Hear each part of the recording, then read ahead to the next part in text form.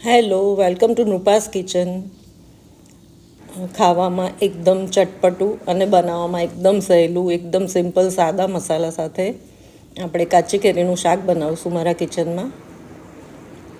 એ પહેલાં તમે જો મારી ચેનલ સબસ્ક્રાઈબ ન કરી હોય તો જલ્દી કરી દેજો અને બેલ આઇકન પ્રેસ કરી દેજો, જેથી આવી જ રેસિપીઝનું નોટિફિકેશન મળતું રહે.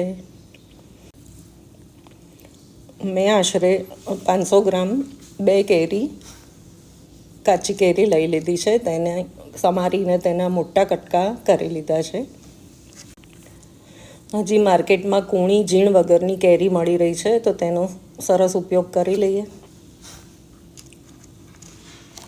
આ ચટપટું શાક મેથીના થેપલા, મસાલા પૂરી કે મસાલા થેપલા, ભાખરી, રોટલી, પૂરી દરેક સાથે સરસ લાગે છે. અને તમે બનાવી અને ફ્રીઝમાં મૂકી દો, 10થી 15 દિવસ સુધી બગડતું નથી.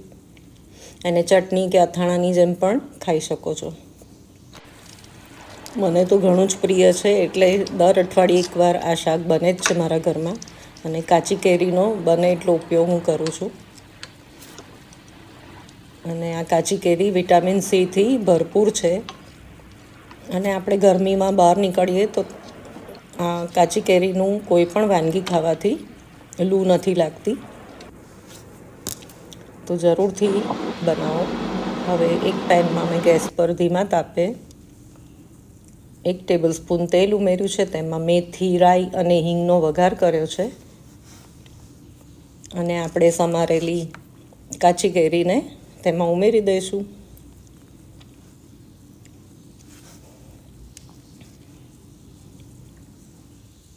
ત્યારબાદ તેમાં સ્વાદ મુજબ મીઠું અને હળદર ઉમેરીશું.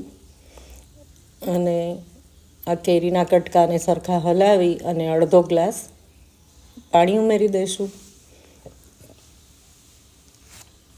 અને પેનને ઢાંકી અને કેરી ચડે ત્યાં સુધી થવા દઈશું. આમાં કોઈ વધારે મસાલા નથી કે કોઈ ઝંઝટ નથી. એકદમ સીધી રીતે સિમ્પલ રેસીપી છે અને સરળતાથી જલ્દીથી બની પણ જાય છે. અને ખાવામાં તો એટલું ચટપટું લાગે છે. જો આપણી કેરી ચડી ગઈ છે સરસ. હવે તેમાં 1/3 કપ ગોળ ઉમેર્યો છે મેં. આમાં ગોળનો જ સ્વાદ ખૂબ સરસ લાગે છે, ખાંડ કરતાં ગોળ જ વધારે. અને એનો રસો ઘટ થાય છે ગોળ ઉમેરવાથી. ગોળ ઉમેરી અને સરખું મિક્સ કરી દઈશું. અને 1થી 1.5 ચમચી મેં કાશ્મીરી લાલ મરચું ઉમેર્યું છે. તમને તીખું ભાવતું હોય તો નોર્મલ આપણું તીખું મરચું આવે એ પણ ઉમેરી શકો છો.